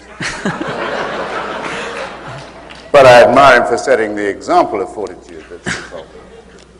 I'll confine myself to the question of whether manifest destiny prevented religious war in the United States or not. Now, Paul Johnson, who I suspect you of having met at Oxford, by the way, I met him in London. We had amazing whiskey together. Is an extreme right-wing Catholic nutbag, actually, who I used to know quite well. With some merits as a historian, it's true, a bit of a potboiler. But if you quote him rightly on this, he's just wrong. Until the promulgation of the federal Constitution, if you were in Maryland and you were not a Catholic, you couldn't hold office. If you were in Massachusetts and you couldn't hold office. If you were in Georgia, you had to affirm the state religion, which was, interestingly enough, Protestantism, not further defined. Jews were subject to disabilities in various states. You go on, everyone knows the story. Of course, the 13 colonies would have fallen apart, and on a religious basis too, if it wasn't for the secular work of the two giants of the subject, Thomas Jefferson and James Madison, who first brought about the Virginia Statute on Religious Freedom. They said, no, we begin by destroying the established church. Every country that ever grows up into anything like a mature democracy has to do this. Sometimes it's a process of terrible violence, as in France or Russia. Sometimes it's not so bad as in the English Civil War, but any country seeking maturity has to break the established church. That was easy when it was just the Anglican Episcopalians. It's gone, abolished. Okay, says Virginia, now what? Patrick Henry says, why don't we subsidize instead all churches? That was quite a popular thought. Everyone pays tithes to keep all faiths going. Or only one or two. No, says Jefferson. No, says Madison. We're going to propose something completely new. No one has to support any church of any kind at all. You want a church, build it yourself. This is the first time in history, it still is, because the Virginia Statute on Religious Freedom becomes the basis of the First Amendment to our Constitution. The first time ever that a country has announced itself to be secular, where the only mention of God in its Constitution, except for the very vague preamble, or of religion, is showing how and where it must be and is limited in the public square. Only mentioned in order to be constrained, because they knew its horrible power. Have we been true then to this? Which totally negates Johnson's view.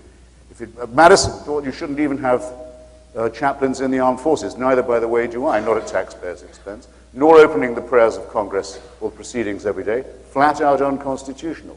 We haven't been true to this document, but it's because of that, not of manifest destiny, that we've been spared religious war. Anyway, we weren't spared religious war. The missionaries went far and wide to convert the Indian tribes. The Indian tribes fought against each other as far away as Oregon, as Catholic and Protestant, egged on by different kinds of missionaries. It speeded the destruction of Native America. The American Civil War, one of the worst wars ever fought, was fought over whether Christianity could or could not justify the continuation of slavery, and was, by its great abolisher Lincoln, denounced as a war between two kinds of Christian. William McKinley, announcing American expansionism and imperialism in the invasion of the Philippines, said, we sent our army and navy to the Philippines to Christianize the Filipinos, who he didn't know, or maybe he did, had been Catholic for 3 centuries. Well, it's an interesting question from a Protestant like McKinley. He may not have thought that they counted as Christian, or he may simply not have known that they're called the Philippines for a reason, that another bloody Christian imperial power had decided to name millions of people after one of its blood-stained Catholic kings. Comes to the same thing? No, not exactly. To say we're exempt from religious warfare in this country is nonsense. And then finally to join the First World War. The pious Christian Woodrow Wilson takes us into a war. Every contending party in Europe is led by its king emperor, who's head of his local church, from Russia to Britain, the most destructive war in human history, and the one that curtain raises fascism, Stalinism, and the era of the totalitarianism. No, let nobody say we've been exempt, but let it be understood that it is our right to be exempt from it, and that every time you hear a religious demagogue open his or her mouth, you have the right to say they're being anti-American, and that their right to do this is in conflict with the law, not always, but sometimes. Utah was told it couldn't be in the Union unless it gave up plural marriage and, what amounts to the same, incest and rape and trading of children, the selling of daughters to uncles, dirty old uncles as wives. That's what plural marriage really means, incest and rape. And it's still carried on with insufficient police attention in some parts of Utah and Nevada to this day, as the Reverend Jeffs can show you. No, we said to the Mormons, you're out of the Union and the army's coming if you want to practice this religion. Of course certain things should be illegal, especially as they bear upon the child. Is there anyone in this hall who thinks that religion justifies the mutilation of a child's genitals? Is there? Good. Well, wouldn't you like a law that said that non-elective surgery on the private parts of a child should be enacted? Isn't it time? What a shunder, what a shame, what a disgrace that we still haven't got this far. We can't prevent, in the name of God, in the name of faith, genital mutilation in our country. And we complacently sit here as if religion was no threat to us. You see what a long job civilization has. Taming faith. and making it finally acceptable to the point where you and I can talk about it this way. But it took a long time. We've no right to forget what religion was like before its fangs were drawn, as I started by saying. Thank you.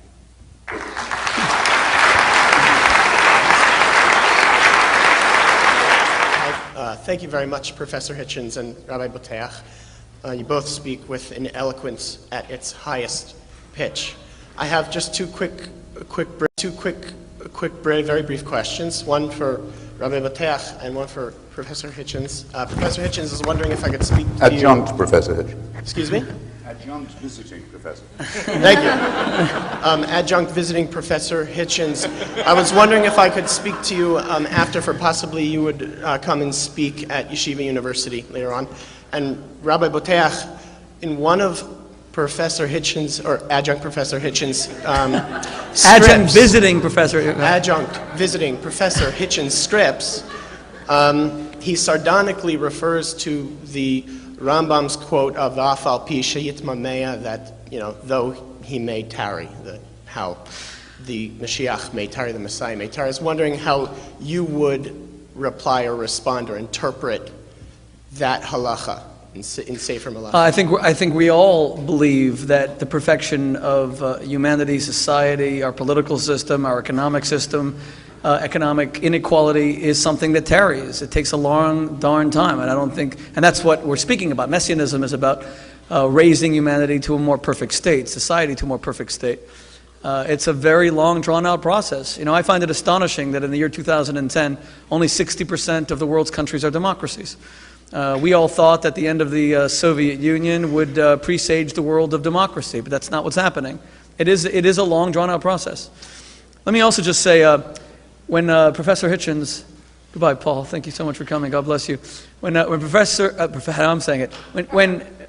Christopher Hitchens, adjunct visiting professor of God denial studies at our organization, when he said that about genital mutilation, first of all, I was squirming over here.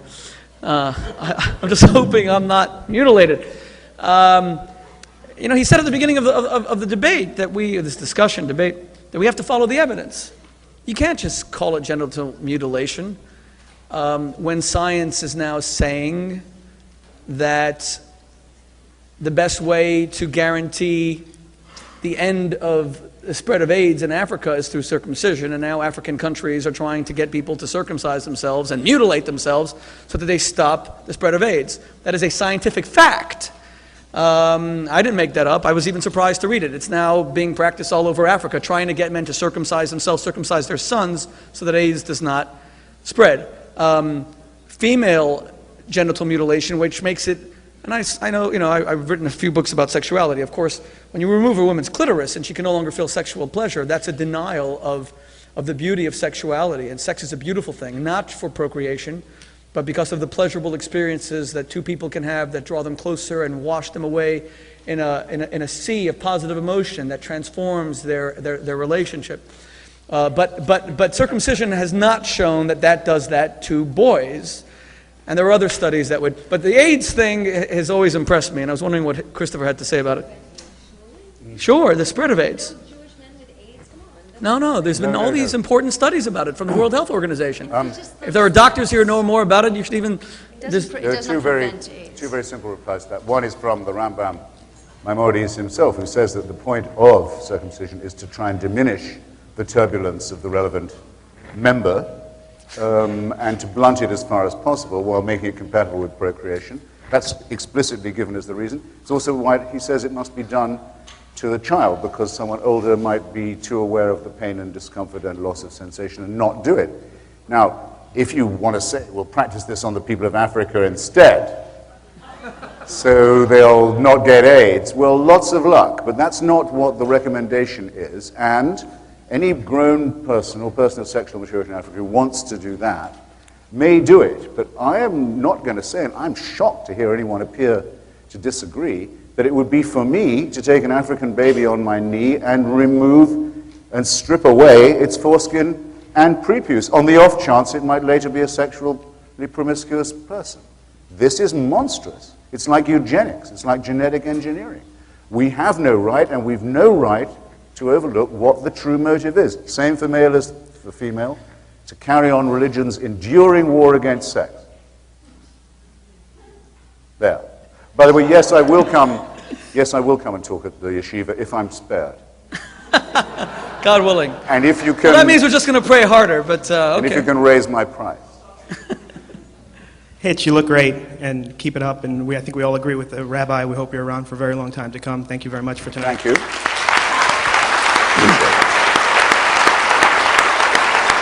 But you've warned us not to spare you, and so I want to kind of press you a little bit on something you said. I'm very interested in hearing the rabbi's opinion as well. You mentioned Eugenio Pacelli, Pope Pius XII, I think everyone's familiar with him, and so forth. You also mentioned that you just met Benedict XVI, who just landed in Hitch's home country, I guess, earlier today. And Hitch, I've heard you make this point before, and you did it tonight again, where you mentioned that he was a member of Hitler's youth. But isn't it true that he was mandatorily conscripted into that he deserted from the army as soon as he possibly could, that his father and mother opposed the Nazi regime, and that he actually had a cousin with Down syndrome who was killed by the Nazis? So is it unfair for you to sort of slander him as a member of Hitler's youth in light of that? And Rabbi, I'd be very interested in hearing what you think of that as well. Well, no, it's not, because I won't be told by anyone who was a member that my beliefs are National Socialist. That was my original point. Second, in his memoir, which I've read, very slender little memoir, he does mention being conscripted into the Nazi army and says you couldn't get away from it. That's what every single German has always said. There was nothing you could do, you had to play along. We have the examples of many, many very brave, including many brave atheist Germans, to give that the lie. Yes, you could get out of it. There were all kinds of ways you could. But let's suppose, for the military service he wasn't able to, he doesn't happen to mention that he was ever in the Hitler Youth. He didn't come up with the excuse that you had to do that too, till it was pointed out to him, and by historical archivists, that he had done that as well. Wouldn't you rather it had been the other way around? That he'd first said he'd done it and then said he had to, rather than being found out to have done it and then said he had no choice. And if that's the level of his morality and his compromise with evil, then what's he doing? I don't care about him as an individual. What's he doing giving moral lectures to everybody else? He falls below the average standard of the German citizen, who in their majority never voted for the Third Reich, though they were ordered by the Catholic Center Party in the Reichstag to make the monstrous leader of that party into the Chancellor of the German Republic. This record is very plain.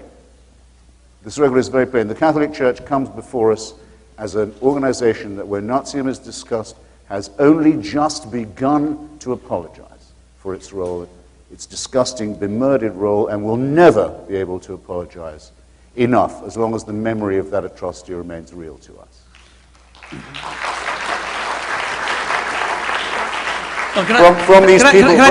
From these people, excuse me, I will take no lectures in morality ever on any terms, on any subject.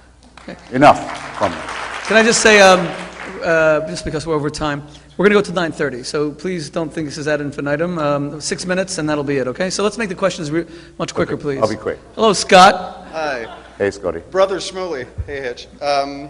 I wanted to, you said you're 100% against people forcing religion on people. Correct. Why is it okay for parents to force it on their children? How can you teach children religion without forcing it on them? They have no scientific defense yet. I'd like to know about that. And as far as the Pope goes, if the Pope was atheist instead of Catholic, would you still say he's an honorable man, despite the fact that he's looking the other way on children being tortured? Finally, I've been praying. Scott, I say we got 6 minutes. One last. I've been praying for 25 years to all the gods for WABC to hire a black host. What am I doing wrong? Am I kneeling the wrong way, or what's going on? Anyway, thank you. Well, now the people at WABC, my very dear friend Lori and all the others now know the Scott Pellegrino who torments WABC, right? But Scott has a lot of good in him. You got to dig deep. No, I'm kidding. Scott's a very good friend. He comes to our house for Shabbos all the time, and he torments me, okay? Very quickly, come on, Scott, let's get real. Parents are going to raise their children in their traditions. You're basically saying, don't raise your kids. I'm going to raise you, but I'm going to make sure that I don't subject you to any of my beliefs, any of my values. Let's not be absurd here.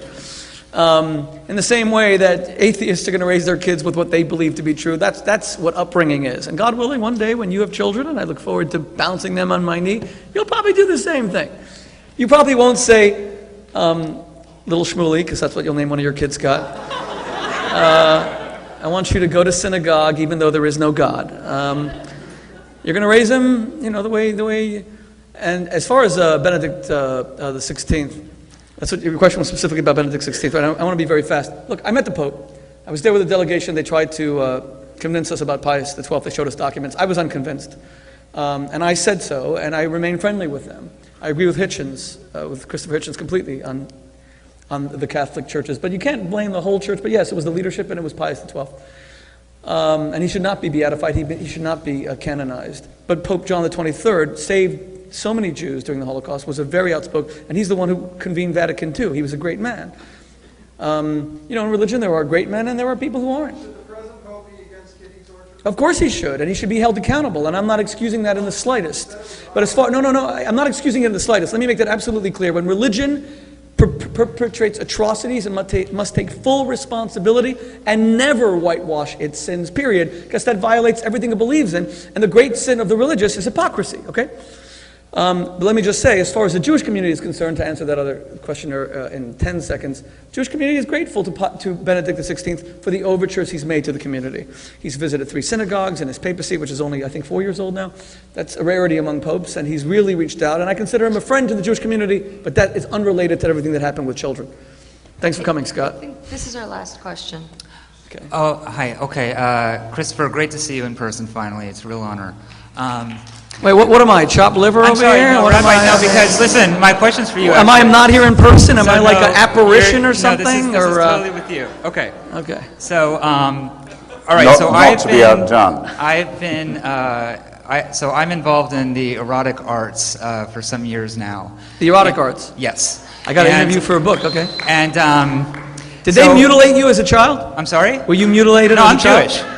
Oh, so they did mutilate you? I guess so, but I Okay. still receive sexual pleasure quite. Okay.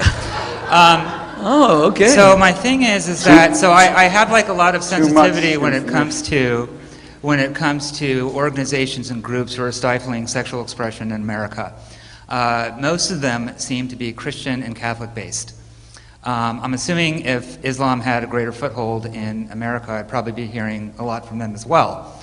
But I don't really hear a lot from Jewish organizations when it comes to stifling sexual expression. And I'm wondering if I'm wrong there, or am I onto something? Jews like sex. Okay. Thank you. I bet Catholics also like sex. And Lisa Oz is a Christian, correct? Yes. Okay. And I'm not going to speak for what you like or not. It depends who's defining it. I'm also a member of a cult by someone else's definition, so that's why I hesitate. Oh, okay. I mean, I suppose it's possible to like sex without liking women. Well, in fact, I suppose in theory it must be possible. But if you assume I'm identifying something essentially implausible or potentially horrible, what I mean to say is this. When I say religion is man-made, in other words, it shows every sign of being produced by a primate species that's half a chromosome away from chimpanzee, I don't just mean man-made in that sense. I mean male-made. It's very noticeable, especially of the monotheisms, that they are run by and for men and founded by and for men. The Jewish prayer, I don't have to tell you, used to begin, the Orthodox one still does, thank God for not making me a Jew, a Gentile or a woman. I don't need to labor to you what the Quran says about the place of women in religion. And the disabilities laid upon women by Christianity are, again, too numerous to mention. It's too obvious that the repression of the female is a principle of monotheism for it to be overlooked. Doesn't mean that pleasure can't come from repression. Some people say it can. Try anything once. But I think it's an unhealthy thing, surely. And isn't it rather noticeable that in debates even in this city on, for example, the rights of homosexuals, that Orthodox Jewry at least seems to take it as a particularly strong responsibility to oppose any manifestation of gay life. I don't know why that should be, or what its scriptural authority for that is. I suppose it's probably Leviticus, as with Christianity. Well, it's something you can't not notice if you're interested in the subject. I'm an Orthodox rabbi. This morning I was on Rosie O'Donnell's radio show, organized by Terry Caden, who was That's one of the going too organizers. far. And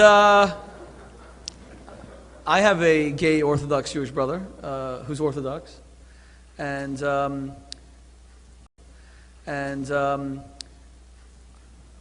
I don't see that homosexuality is a huge issue.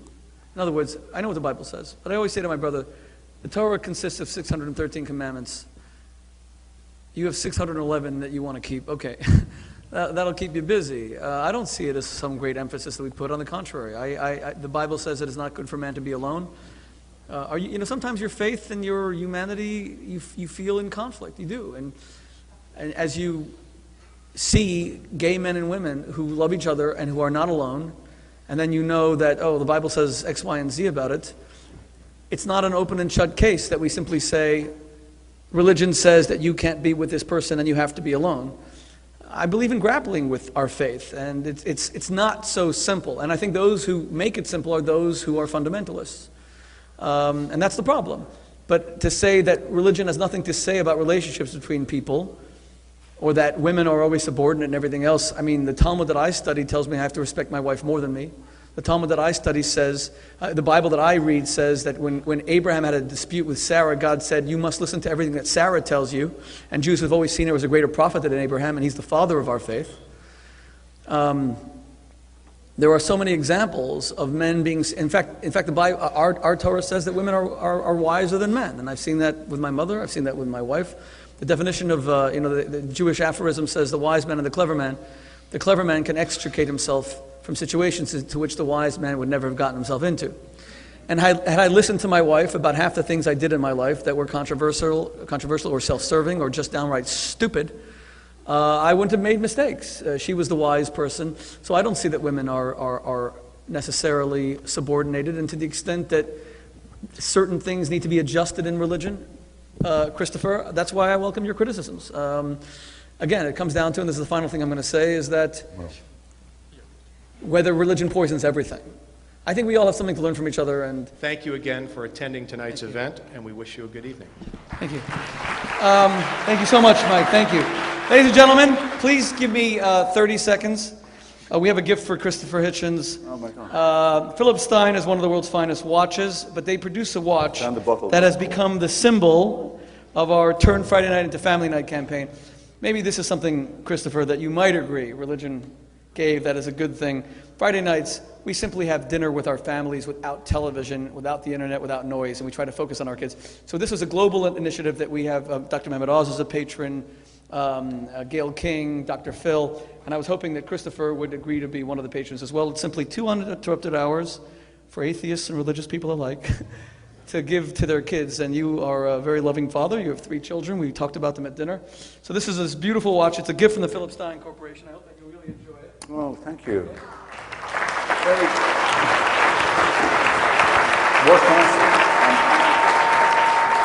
And finally, ladies and gentlemen, if you would all just join me, it is our hope, whatever you believe or don't believe, that you will just join us in a small toast. It's the night before Yom Kippur, Judaism's holiest day, and I wanted to just toast for Christopher's health and well-being, the famous Jewish toast l'chaim, which is life. So.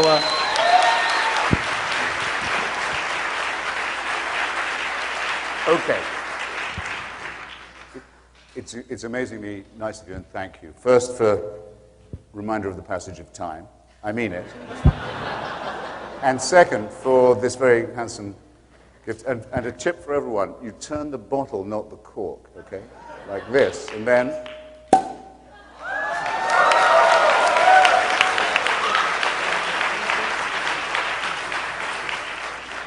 And then you say to life in any language. Shalom. Thank you.